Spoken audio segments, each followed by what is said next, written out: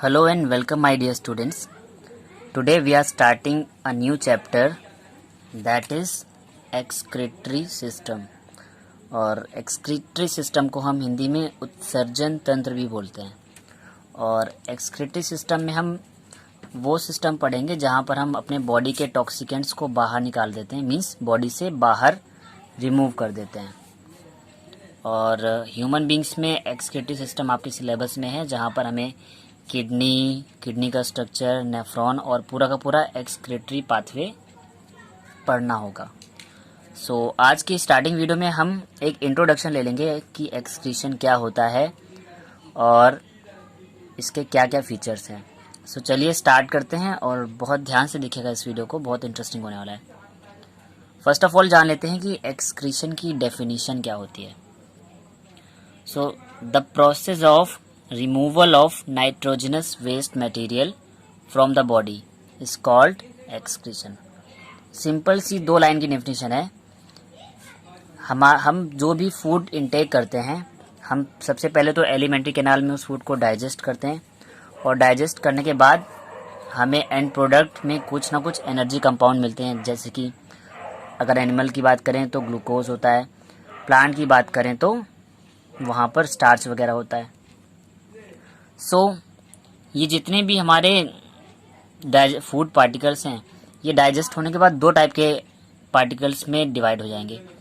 एक तो ऐसे पार्टिकल जिनसे हमको एनर्जी मिलेगी, वो तो हम अपनी बॉडी में कंज्यूम कर लेंगे, बट उनके साथ साथ कुछ नाइट्रोजनस टॉक्सिक सब्सटेंस भी बनते हैं, यानी कि नाइट्रोजन के ऐसे प्रोडक्ट भी बनते हैं जो कि हमारे बॉडी के लिए पॉइजनस हैं, विषैले हैं।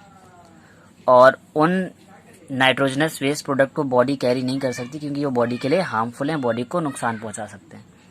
तो इन्हीं नाइट्रोजनस वेस्ट को बॉडी से बाहर निकाल देने की प्रोसेस को ही हम बोलते हैं एक्सक्रीशन। सो इस वजह से सिंपल वे में हम यही बोल सकते हैं, the process of removal of nitrogenous waste material from the body is called excretion. यानी कि हमारी बॉडी के अंदर जितने भी नाइट्रोजनस वेस्ट मटेरियल बन रहे हैं, इनको बॉडी से बाहर निकाल देने की प्रोसेस को ही हम बोलते हैं एक्सक्रीशन। अब ह्यूमन बींग्स में तो हम लोग यूरिया रिलीज करते हैं as a nitrogenous waste, but यहाँ पर अलग अलग ऑर्गेनिज्म में अलग अलग टाइप के वेस्ट प्रोडक्ट देखे गए हैं और उन वेस्ट प्रोडक्ट के बिहाफ पर एनिमल्स को अलग अलग कैटेगरी में डिवाइड कर दिया गया है। अब सिंपली कुछ एनिमल्स ऐसे होते हैं जहाँ पर वेस्ट प्रोडक्ट जो होता है नाइट्रोजन वाला, वो होता है अमीनो एसिड। कुछ में यूरिया होती है, कुछ में यूरिक एसिड होता है और कुछ में अमोनिया भी होती है। तो अलग अलग वेस्ट प्रोडक्ट के बिहाफ पर एनिमल्स को अलग अलग कैटेगरीज में डिवाइड कर दिया गया है। So on the basis of excretory products animals are divided into 4 categories. अपने रिमूवल वेस्ट यानी कि अपने जो एक्सक्रीटरी वेस्ट मटेरियल के बिहाफ पर कि कौन सा ऑर्गेनिज्म किस टाइप का वेस्ट मटेरियल रिलीज कर रहा है बॉडी से, उनके एक्सक्रीटरी मटेरियल के कंपोजिशन के बिहाफ पर एनिमल्स को अलग अलग 4 ग्रुप्स में डिवाइड किया है, जिनमें कि हमारा जो फर्स्ट ग्रुप है दैट इज अमीनोटेलिक। अब अमीनोटेलिक से देखिए आपको सिंपली एक वर्ड मिल रहा है अमीनो, और अमीनो वर्ड से हम कोरिलेट कर सकते हैं अमीनो एसिड से, यानी कि those animal which excrete amino acids as waste product are called aminotelic animals. तो सिंपल है, जैसे कि इस प्रोसेस का नाम है, इन ग्रुप्स के एनिमल को हमने बोला है अमीनोटेलिक एनिमल्स, यानी कि ऐसे एनिमल जिनका जो बॉडी का वेस्ट प्रोडक्ट है, नाइट्रोजनस वेस्ट प्रोडक्ट, वो क्या है, वो है अमीनो एसिड, और इस वजह से इन एनिमल्स को बोला गया है aminotelic. And this phenomenon is known as aminotelism, यानी कि अमीनो एसिड को as a waste product release करने की जो प्रोसेस है, उस प्रोसेस को बोला गया है अमीनोटेलिज्म। तो ये तो हमारी पहली एनिमल की कैटेगरी थी, ऐसे एनिमल जो अमीनो एसिड को रिलीज कर रहे हैं एज अ वेस्ट प्रोडक्ट, और उन एनिमल्स को हमने बोल दिया है अमीनोटेलिक एनिमल्स। सेकेंड जो कैटेगरी है वो हमारी है अमोनोटेलिक एनिमल्स की।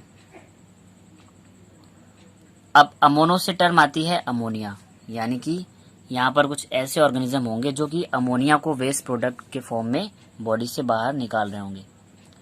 So simply those animals which excrete ammonia as waste product are called ammonotelic animals.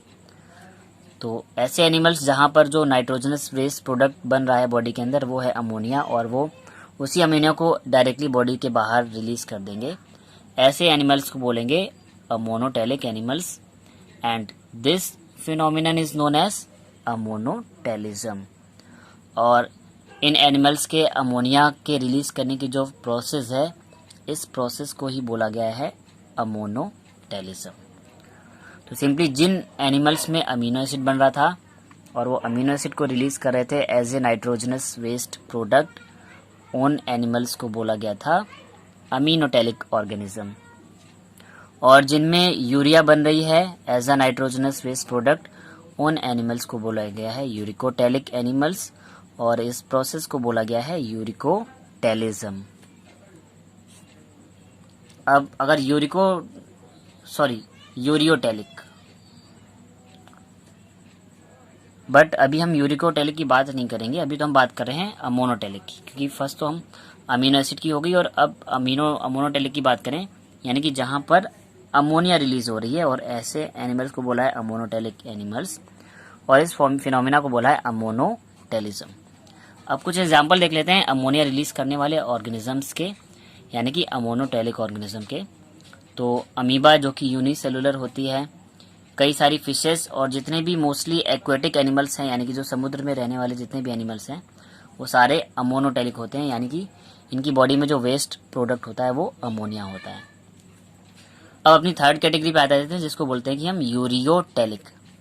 अब यूरियोटेलिक से कोरिलेट करें तो यूरिया वर्ड आता है, यूरियो से वर्ड आता है यूरिया, यानी कि ऐसे ऑर्गेनिज्म जहां पर वेस्ट प्रोडक्ट के फॉर्म में यूरिया बन रही होगी, यानी कि NH2CO NH2, उन्हें बोलेंगे यूरियोटेलिक। और हमें अपने सिलेबस में यूरियोटेलिक एनिमल्स को ही पढ़ना है, क्योंकि आपके सिलेबस में बात होगी एक्सक्रीशन इन ह्यूमन बींग्स की, और ह्यूमन बींग्स जो हैं वो यूरिकोटेलिक होते हैं क्योंकि वो यूरिया रिलीज करते हैं। So those animal which excrete urea as a waste products are called uricotelic animals, and this phenomenon is known as ureotelism. तो जो एनिमल्स जिनमें की बॉडी का जो वेस्ट प्रोडक्ट है, नाइट्रोजनस वेस्ट प्रोडक्ट है, वो क्या है, यूरिया, तो ऐसे एनिमल्स को हम बोलेंगे यूरियोटेलिक, और यूरिया के बॉडी के बाहर पास आउट होने की प्रोसेस को बोलेंगे यूरियोटेलिज्म। अब अगर हम यूरियोटेलिक एनिमल्स के एग्जांपल देखें तो मैमल्स, यानी जितने भी सारे के सारे मैमल्स हैं वो तो आ गए यूरियोटेलिक में, और ह्यूमन भी मैमल्स होते हैं, और स्पेशली हम ह्यूमंस को पढ़ने वाले हैं यहाँ पर। और कुछ एम्फीबिया जैसे कि फ्रॉग वगैरह में भी यूरिया रिलीज होती है एज अ वेस्ट प्रोडक्ट। तो इनके जो एग्जांपल है मैमल, ह्यूमन और एम्फीबिया ऑल्सो। तो थर्ड कैटेगरी में जो हमारा वेस्ट प्रोडक्ट था वो था यूरिया, और यूरिया के बिहाफ पे जो एनिमल्स आ गए वो हो गए यूरियोटेलिक।